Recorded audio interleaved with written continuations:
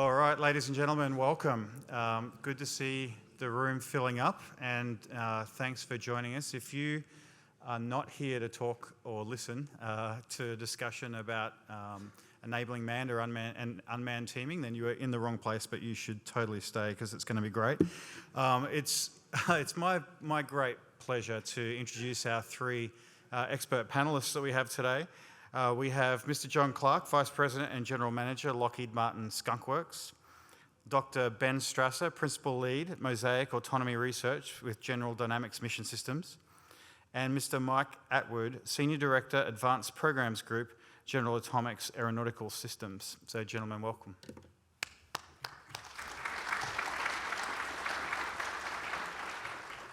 As I said, we're here to discuss how we can go and enable crewed and uncrewed platforms and systems to work together for a common purpose and common missions. And so the format of today will, what probably won't surprise you, but we're going to invite each of our experts to talk and to give some opening comments, and then we'll launch into some questions from there. So, John, why don't you take us away? Thank you. So, John Clark, I've had the fortunate, career upgrowth, if you will, of working in unmanned systems for the better part of 20 plus years, almost 25 now, of doing unmanned aircraft. What was interesting and how things have navigated is that, there's always this dimension when you're talking about these unmanned or uncrewed systems, how the human interacts with them. And so as we talk through this crewed-uncrewed teaming and manned-unmanned teaming and how we integrate these these adjunct systems to the crewed systems, a lot of things really drive back to that human-machine interface, how you interact with them, and it takes me back to very early S&T research that was working with the Office of Naval Research now 20 years ago, we were putting a lot of autonomy software in place and having users go through and evaluate it, and we had this capability where right out of the gate you'd see the users ask, why did the system do that? And I really wish it would have done that instead. And I think that as we look at, as we go forward with a lot of this manned-unmanned teaming and crewed-uncrewed teaming, we need to make sure that we don't replicate those types of experiences. We have to have the human actually understand why and what those other systems are doing and how it benefits them, because they've already got a heavily task-saturated job operating in a cockpit. And if we're inundating them with additional tasks and requirements to understand what the system that's supposed to be helping them is doing, then we're failing as an industry. Yeah, thanks very much there. And just for a note, you came to a 40-minute presentation, but the clock hasn't started, so look out. This is going to go forever. Ben, I'll turn over to you to build on that and to provide some words as well. Excellent. Thank you, John. I want to thank the AFA for giving me the honor to speak today. At General Dynamics, our North Star for autonomy is really about taking us from a highly orchestrated, tightly controlled paradigm into an adaptive one featuring multiple manned and unmanned agents collaborating together on complex, open-ended missions. In particular, we want them to respond well to unanticipated tactical situations and be able to function and make those responses without particular necessary input from humans on the loop. So if we want to have manned-unmanned teaming, we want to envision this, we think there's sort of four key capabilities that need to be borne out. First, intent, commander's intent. This goes beyond what are my orders for the particular mission and into what is the mission ecosystem, right? What are the overall objectives? If I see something unexpected, how should I respond? And before we can have unmanned assets responding well, we need to make sure they understand the situation and are empowered to make the same kinds of decisions a human might make in response to unanticipated tactical situations. Second is your role. So in response, once you have that mission ecosystem model, you need to determine at any one moment, what is my role and how is that going to be changing over time? How am I supposed to be functioning in this system? The third is really the tactics. Then you need to optimally execute your role to complete specific tactics, and there's a lot of really great work in using autonomous systems to execute very specific roles. And so we need to identify what role we need to execute. And finally, and most importantly for this panel, is trust, of course, trust and transparency. How do we give enough insight to humans on the loop as to what the autonomy system is doing and why it's doing it, and how do we build that trust that that system is going to make good decisions? So that's what I hope to get to today. Thank you. Perfect, thank you. And Mike? Yeah, it's interesting to hear John and Ben speak, kind of being in the middle of that. I too, like John, started at General Atomics almost 20 years ago, and my first task was to support the Hellfire installation on the MQ-1 Predator, and that set my life on a trajectory that I could have never expected. Fast forward through the Afghanistan conflict and the kind of weapons engagement, build forward to the F-35 operational deployment. I was part of the operation where we lased a target to launch the first JDAM off an F-35. So for me, the manned-unmanned teaming concept is something that I've been living with for quite some time. And I feel like we're at a really interesting point in our technology portfolio right now where we can truly innovate by integrating. We have so much technology from the driving car industry, from the high-power compute, gaming industry. We're finally at the point of realizing some level of closed-loop artificial intelligence. And I think we're now taking that and abstracting that to a level that a human can actually interact with that. So Kendall has talked about OI3, air dominance, family of systems. I think we're on the precipice of something very, very special with the collaborative combat aircraft. And very excited to be a part of that and be in the testing program with things like Skyborg to go through and try to understand what the opportunities are for our warfighters to use that technology. Mike, could you help me out with, you used the expression closed loop artificial intelligence. Could you explain that? Yeah, so a lot of people in this room have probably operated an MQ-1 or MQ-9 Predator. It's very open loop. You slew an EOIR turret, you look at a target, you laser designate it, you pull a trigger, there's two pilots, and it's open loop to the human. The human's constantly closing the loop for the system to engage the target or provide the ISR. What we've realized on the Skyborg program is we put the human on the loop, so we've closed the autonomy loop. And what we're doing now is we're setting objectives and constraints. We're saying, fly over there, find this thing, don't fly over here, stay away from that thing. And the robot system, the autonomy engine, is basically solving that problem for us. And so that closes the decision-making loop. That closes some of the OODA loop with the objectives and constraints changing based on the human on the outer loop. And so the human operates on the outer loop while the machine operates on that inner closed loop. Okay, and that comes back to the discussion, Ben, that you said you were talking before about it being empowered to make those decisions. Could you, when we were talking about this earlier, you spoke about this in the context of explainability of what's happening. Could you take us through that? Absolutely. So I think there's sort of two components, and one is really about making sure we address, we kind of bring in both the semantic elements of the mission as well as the physical elements. So, the semantic description, this is what comes from, the written op board. Here is the role I'm performing. Here's my job. Here are the things I'm interacting with. And then, of course, this interacts directly with the physics in a complicated way. Both of these talk to each other and both influence each other. But when you start to bring in the semantic thing and you make that an essential part of the control loop, then you almost have built-in explainability because the machine can always say in words what it thinks it's doing. And so that's kind of, I think, one part of it, bringing in the semantics. The second part, there's, best of breed academic research says what we need is, simpler heads-up displays that can communicate information like purpose, performance, and process. What is the thing doing? How well is it doing? And how did it? How was the decision made for it to do that? And if you start to add in more things about more information about its confidence in its ability to accomplish its mission, its uncertainty about what it is it's supposed to do, that actually further improves metrics of human understanding. And the final thing I'll say before I ramble too long is that this is somewhere where AI can actually come into play, not necessarily for flying the aircraft, but for helping to curate the data that gets presented to a manned teammate.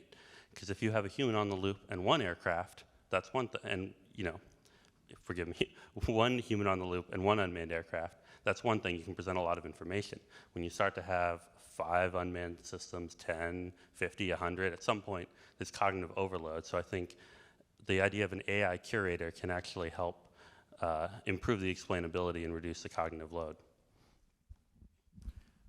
Yeah, that's interesting. The context of, I mean, I get cognitive overload with one platform under my control, so I can understand how multiple would do that. From a Lockheed Martin perspective, particularly from a Skunkworks perspective, I guess, I'd be interested to hear about the ethical considerations that I know you've worked through and your concept of purpose-driven work.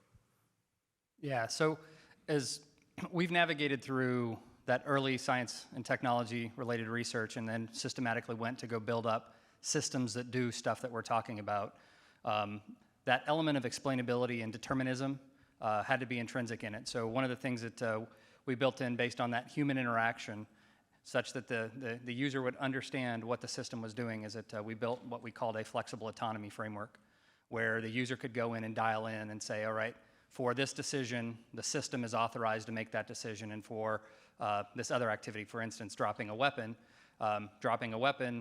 is not authorized, and it will require a human in-the-loop intervention to facilitate the weapon actually being released.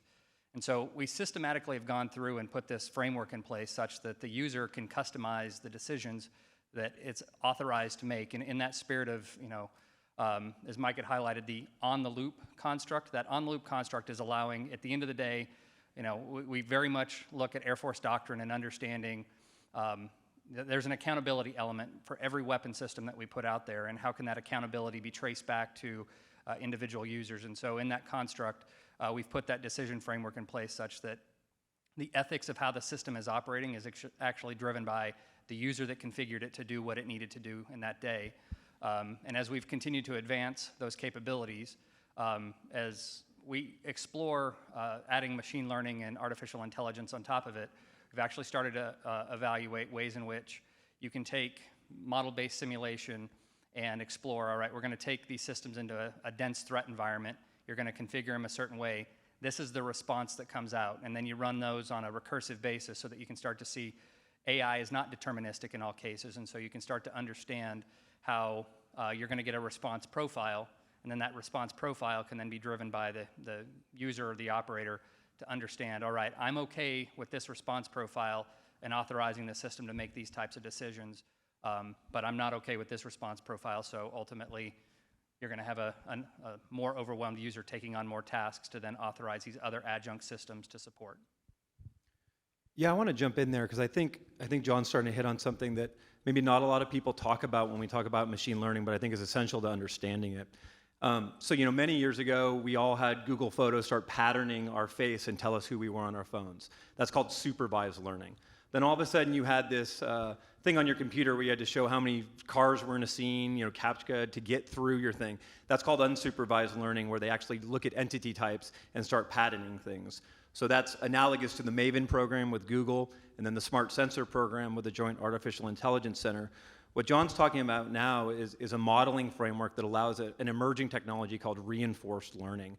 And this is very exciting because what you do in this case is you define a state space, a world that your machine can operate in, and then a set of actions. And you let the machine run through all those permeations and basically self-learn all the different behaviors it can find within that state space. And so I found actually comfort in using the reinforced learning model as we go into flight testing with Group 5 unmanned systems, because you know the state space, the maximum extent of what that machine can do. It's much like your cruise control in your car. You start by a closed loop control of it, throttling back and forth. Then we trust a radar to come into the equation, and we grow that trust in the system and add that. Then we see a steering wheel that can turn itself, and we slowly become accustomed to that. But we know it can't turn the radio dial, it can't turn the air conditioning on and off, and so we're comfortable with it moving laterally and longitudinally in that state space. And what we're finding now in the manned-unmanned teaming is the squadrons are ready to start accepting more degrees of freedom to the system. Not just flying in a circle, but maybe queuing mission systems, maybe doing electronic warfare, doing comms functionality. And we're building upon the framework, that flexible framework that John talked about, to really let the warfighters develop these really exciting TTPs within those reinforced learned state spaces. Actually, reinforcement learning is a really interesting idea because, sorry to jump in if I can jump in on top of you here. It's a really interesting idea because it, as Mike was saying, it allows us to really define pretty open-ended problems where you can define pretty broad objectives and say go and hope the machine learns. And I think the real challenge is in incorporating trust into that system and kind of making sure there are enough constraints so the training actually converges, so you actually get there. That's where I think introducing some hierarchies in the reinforcement learning, right? Are you really letting the AI pilot, think about the whole controls to accomplish an end-to-end mission? Are you confident in that, or do you want to introduce maybe separate decision layers to, what is my objective that I should be pursuing? How should I go about pursuing it? And then let me execute that. And one thing I like about the hierarchical paradigm is it lets you mix AI technologies when you trust them with traditional optimization when that works better. So I don't know if you guys want to, if you want to so one of the things that, I'm going to pose out to the audience as you're navigating through, your day-to-day challenges and think about what our adversary is doing. The question posed to me was centered around ethics and how we apply ethics in our employment of artificial intelligence. And as it was just highlighted, there's a lot of advancements here. Those advancements are not unique to the U.S.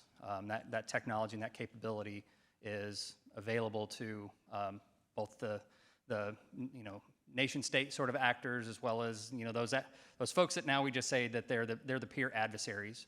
And candidly, I'm not so certain that they're going to be having these types of conversations about ethics in their AI.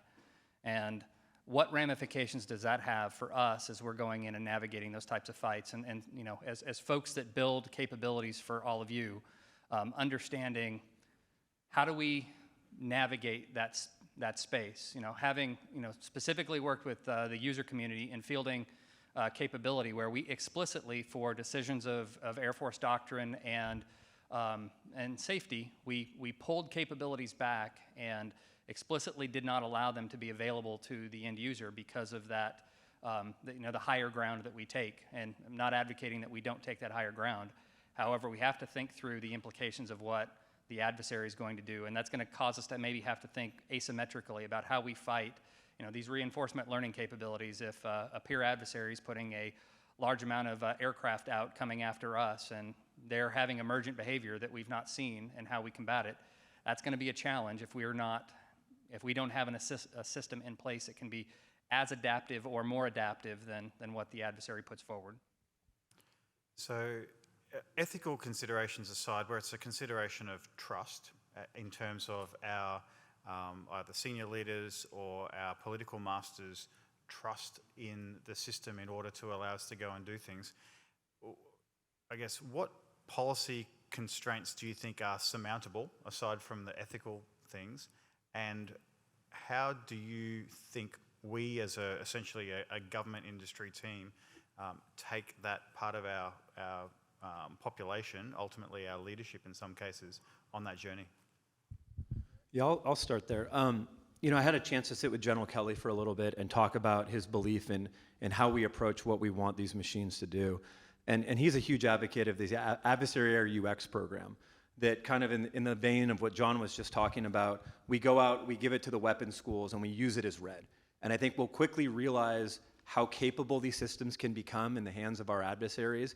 And I think that will be maybe the Sputnik moment of cultural change, where we realize when we fly our F-22s and F-35s in the range, how challenging it is to go against that. And I would think that will spark a debate of needing to create an inverse to that, where when we put weaponized product in the battle space that's unmanned, the adversary treats it just like it has the lethality of the manned aircraft. So I think the answer somewhere lies in an experimentation program like adversary UX to start exposing these underlying policy, ethics, ROE issues that you raise up. Yeah, I agree. Adversary is likely to be a really good forum for that sort of development. The other one that springs to mind would be in the what we would describe as shaping or phase zero type of activities that are short of conflict. Any thoughts down that line? Yeah, I'll take a swing at it. I think that this is one of the things that, especially with our times right now, and one of the things that I emphasize with my team is that any of these types of capabilities, that as a collective enterprise, working both contractor as well as the Air Force and the broader DoD, the more that we can show and highlight and publicize, I think the better off we are going to be in the near term. In particular, with China, Fact is that they're very aggressive, but culturally they will look for that guarantee that they're going to win. And we need to be showing off things that maybe give them pause, give them that little bit of reticence that maybe today's not the day, as it's been quoted in the past. And so I think that there's a lot of opportunity for us, collectively. We've even talked internally within our Lockheed Martin team of partnering with other contractors as a mechanism, much like we did in the 40s when it was World War II, and we're looking at Manhattan Project, having that type of collaboration where everything operates in a badgeless environment, and we figure out a way to go get some capabilities out there. No kidding, in the next 12 or 18 months to just change the game with respect to the adversary. The environment is not quite to that point, but it's maybe one day or one event away from having that sort of environment. So inside the Skunk Works, we've already been thinking about that, about how we would prepare ourselves to navigate in that sort of environment to meet some urgent national need, even though, in my opinion, it's already here. Yeah, I think there's a sub-narrative that I was picking up a little bit in John, and kind of disruptive tactics and how we employ these weapon systems. I'll just share an experience I had on the Skyborg program out in the Edwards test range. So we were doing some man-to-man teaming with some F-16s from Lockheed and the MQ-20 platform by General Atomics, and we were using them as loyal wingmen, so blue aircraft. The F-16 would send a Link 16 command over to the MQ-20s, and we try to prosecute some other F-16s that were acting as adversaries. And what we found really quickly is the F-16 would run out of gas, and it would, our blue wingman manned aircraft, and it would go off to Mammoth Ski Area to go get gas from a KC-135, sit there for a while the UAVs stayed on station and kept surveilling the target, holding custody, watching it fly through the range, so when the F-16 could come back. And the F-16 pilot calls on the radio and goes, "Why do I need to come back? I'll just stay on the tanker, you guys stay over there, and we'll all look from these multi-static perspectives at these targets out there."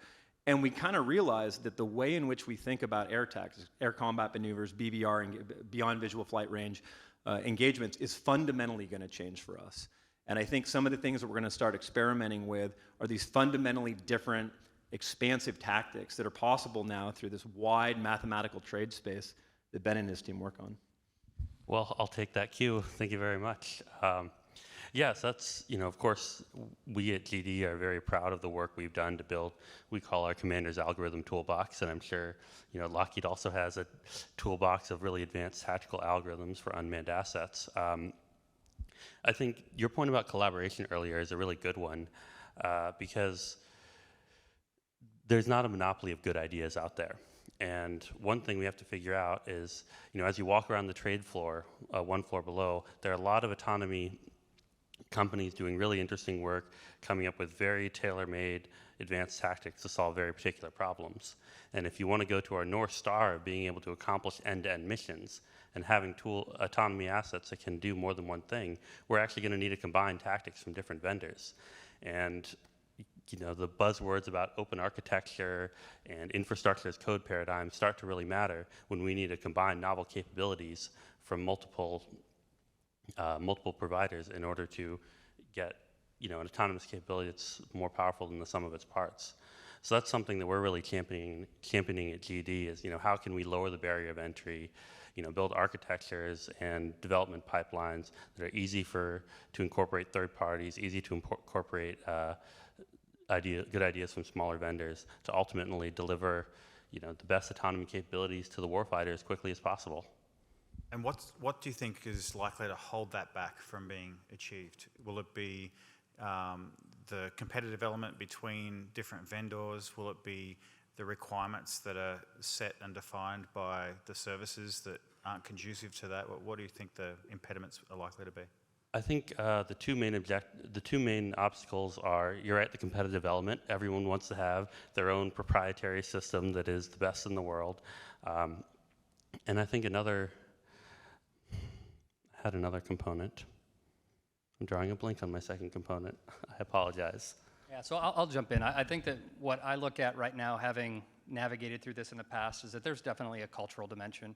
This is, the technology. The technology's come a long ways. There's a lot of capabilities that are out there. We could do a show of hands. Who in here would go hop in a Tesla right now and immediately press the auto drive button and let it take you back to Reagan National, with your eyes closed? it's not going to be very many folks. And so there's that element of trust in the system. And so that's going to be no different than our user community, that you've been trained, thoroughly and thoughtfully through how you employ, a fighter aircraft. And I'll share a little anecdotal story that emphasizes this. And so, we have the Alpha Dogfight program that we participated in with DARPA. And for those of you that recall, so our Lockheed Martin team, we placed second. Well, why didn't we place first? Obvious question that I posed to the team. And we went back through things and we evaluated. So we evaluated against the team that won. And what we observed is that we had worked with some of our user community in our reinforcement learning process, and we had put some specific behaviors in our algorithms that were driven by the pilots in terms of how they would prosecute a mission. We went and looked at how the competitor that placed first, how they had executed it, and they were not constrained by those same tactics that were put in there. In fact, they were actually outside of doctrine that was authorized based on how aircraft are used. And so at that point, that's the question, is that which one was better? Was it better to follow the doctrine, or was it better to win? And so I think that that's going to be one of those things that culturally we're going to have to navigate our way through. There's that acceptance and moving through, understanding the technology, embracing the technology, and then what risks are we willing to take as a nation? And many of you I've talked with in the past, I think that's one of the places that collectively we can get a whole lot better. And this is a prime space for us to go explore that, is take more risks. We need to go explore this trade space a whole lot more thoughtfully, and we're not going to do it by analyzing it on paper. We actually have to go experiment. We're going to have to get some aircraft in the air. We're going to have to fail a few times and learn from those failures to then move forward with, this is the right way to go do it. And so I think that that's the number one thing that's keeping us from being able to really make the leap forward with this technology. I don't think it's the technology. So, switching gears slightly, but not very much, how do you envisage that we're likely to mission plan for these types of capabilities? Do you see this as being something that's done in exquisite vaults well ahead of time, or are these likely to be not mission planned ahead of time, but actually just employed within their capabilities, while they're basically, by whomever has custody of them? I'll take a lead on that. So, in my generation of working with the MQ-9 Reaper, we essentially do no mission planning. The plane has such long endurance, it launches into the range, and it's dynamic. You get a task from a JTAC, from an airborne battle manager, and you're doing some function. And so GA has to think really hard about, how do we look at this battle space where there's not that dynamic human, those objectives and constraints that I talked about earlier. And the best way I can describe it right now is something like Waze on your phone. That you're going to say, hey, I want to go from here to here, or do this objective at this point in time in this place, and it's going to give you all these purple lines. It's going to say, this is the fastest drive, this is the shortest drive, this is the most beautiful drive to make you smile.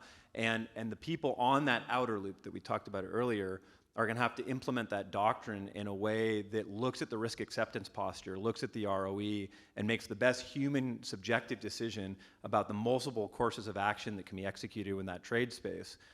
Once we set that level of risk acceptance and time of arrival and all these things, we're going to have to trust some level of closed-loop automation to solve that problem when it gets there. Data links are constantly being challenged every day. We need more assurance when we're not connected, and we need to live in worlds of sporadic connectivity. We need more edge processing, and I think that mission planning will happen probably not in a vault because it's at an objective constraint level, but ultimately be put on the machine to close the actual execution of that within the objectives and constraints. Yeah, just to provide maybe a complementary, not contrarian view, but I think that what you're going to find is that given the way in which we can model things, there's going to be a lot of activity that happens in a vault, and that's going to be basically simulating all these different permutations, going back to this modeling environment that we talked about earlier, where we're going to explore the different ways in which the mission could unfold with different things that pop out.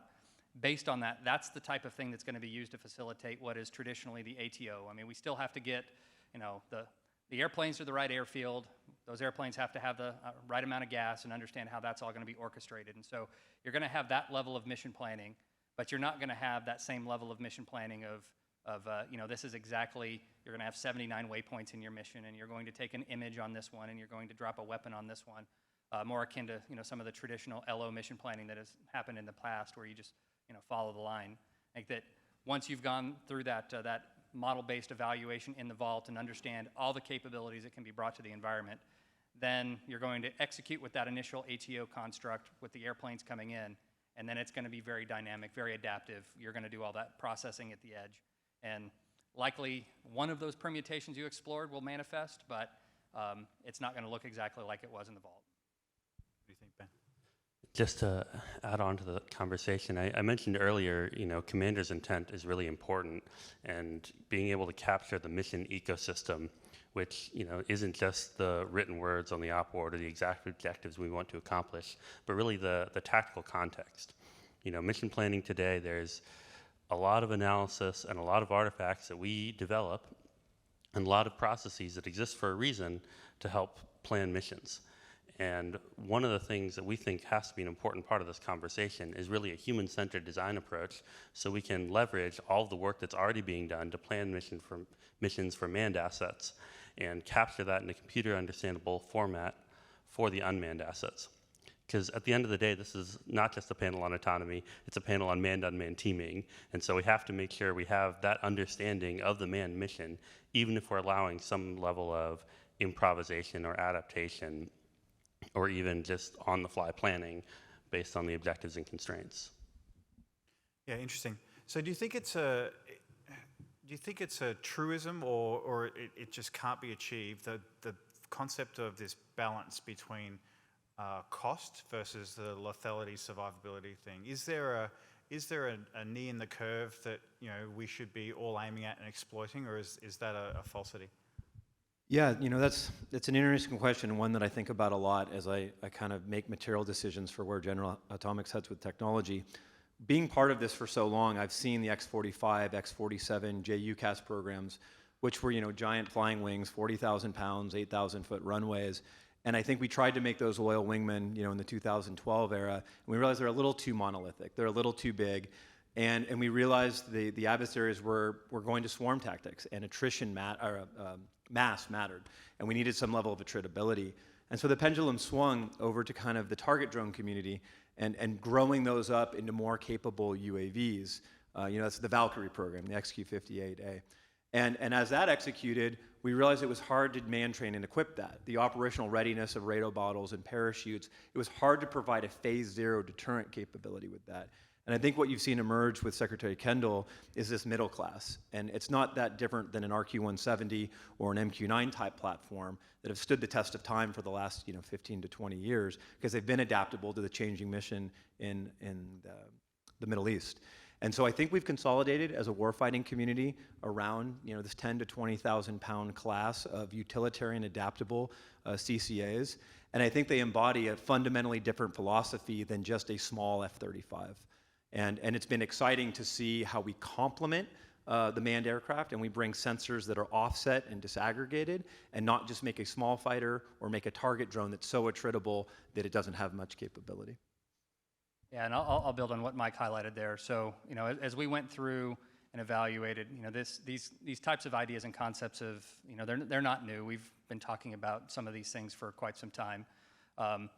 As that pendulum swung and it was, down in this attritable class, and you're looking at things, we did a lot of operations analysis trying to explore, is there something where you can get sufficient capability into a contested environment and have a meaningful impact while understanding what that sustainment and logistics tail was going to look like to support them? And the candid answer is we couldn't find anything, just as Mike highlighted. As you continued to look at anything that was really in that lower class vehicle, in the end, they became really exquisite targets, and they would just be shot down on day one, and you didn't get them back. So they weren't attritable, they were truly expendable. And so at that point, when it's expendable, everything's about just getting as much cost out of it as possible. Attritable, you want it back, and so you start to have this dilemma that, all right, I've just put this really sophisticated IRST on there. All right, the price just went up. Now I want that airplane back every time. Well, now that I want it back every time, I'm going to have to put this additional survivability content on there. Maybe I got to put a jammer on it. Now I got to put some LO materials on it. Now that price point keeps going up, and now it just sort of snowballs on itself. And so I genuinely agree that where that middle class has emerged, I think that there is a sweet spot that we can find where you're going to have a class of vehicle that has the right amount of survivability, the right amount of sensors to actually complement the fighters. And I'll close with this little dimension. And so I've shared with a few folks that have come in and looked at our operations analysis is that, and so when we play chess, the pawns are the front end, and our unmanned systems, I think we can all argue, would be the pawns in it. They're the ones that are going to stimulate the activity. You don't play chess by putting all your pawns behind the systems or the pieces on the board that matter. And so as you go explore that, you've got to have the systems, those pawns, actually be able to get close enough to the adversary to make an impact and do something to stimulate the behavior that you want in this teaming construct. And so, these ideas of having unmanned aircraft that are way behind the fighters, all of our OA says that's not a really good value proposition, and it's not actually helping, because at that point, just bring more F-35s or F-18s to the fight, because it's not actually making an impact for the humans that are putting their lives at risk. We need to put the unmanned aircraft out in front, and they have to actually persist long enough to make an impact. So speaking of the humans, that's a really great segue. Ben, I'll throw this one to you initially. What do you think we need different in our people to effectively be teamed with these uncrewed aircraft? Are we producing the right sorts of people already, or is there something that we should either be looking at or cease looking at in order to be able to do this role effectively? That's a really great question, and I think, as I mentioned before, there's a huge, we're looking a lot to the research community and, the ideas of psychology to try to really reduce the cognitive load. I think we have some incredible pilots out there, and of course, several panelists have talked, and other discussions have talked about the importance of STEM education and making sure we have that level of understanding and literacy. So when we want to communicate what our unmanned systems are doing, there's a level of training and understanding for what these semantic descriptions of those algorithms mean. Yeah, it's interesting for me. I've watched the training curriculum of the MQ-1 and the MQ-9, and the pilots that have come through, and all the training that goes into being a weapons qualified officer in the platform. I've had the pleasure to work with the 26th Weapons Squadron up at in Nellis, the Nellis Test and Training Range, and I've realized the strength of our Air Force is in our people. The ingenuity that I've seen these warfighters do with a platform that is now almost 20 years old. There was just some exercises done out in Valiant Shield where the operators of the MQ-9 did things that I never thought were possible with the systems that I designed in my younger engineering career. And so yes, I do think the airmen of today and the Guardians really have the ingenuity, the innovation, the capability to take our warfighting systems and do things as the designer that I never imagined with them. And that really excites me for the future, and especially if we do more aggressive manned-unmanned teaming and we bring more automation and capability to the warfighter. I'm just so excited to see what they can do with it. Yeah, I'll share a funny story out of that. So we were going through a human factors experiment with a set of users that came into our system where we were putting them through this new technology and this new capability that we were putting through its paces to go to the field. And we actually had some MQ-9 former operators that came in to go look at our system. And in what we were doing, we were eliminating the sensor operator as a part of the autonomy where there was no longer a sensor operator, but folks that had been MQ-9 sensor operators came in. And so we put them through a mission and evaluated how well they performed the mission. And apologies to the pilots in the audience, but the sensor operator kicked all their butts. And so she specifically did a fantastic job of using the tools and the technology in ways in which the pilots were not accustomed to.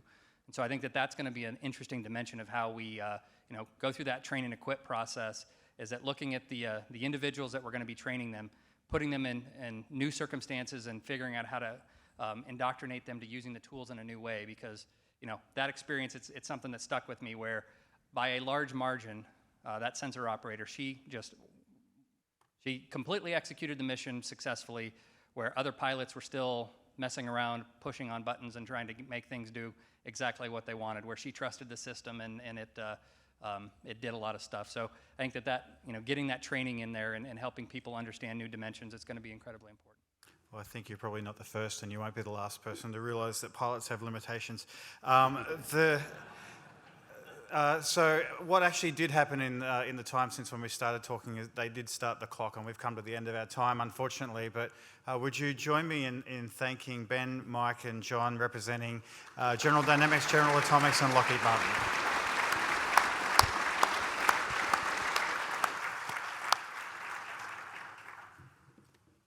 Well, thank you, John. It's always a pleasure to talk about this. I have a deep passion for not only the planes and the autonomous stuff we build, but the warfighter. So maybe a thank you to the audience and all these. It's nice for me being a civilian to walk around and everyone in their flight suits and the military. I feel really honored to be an American and be able to give you guys technology that help us fight this war as it ever increases against the peer adversaries. So, I really enjoy this, and thank you for everything that you do for our nation. Thanks very much.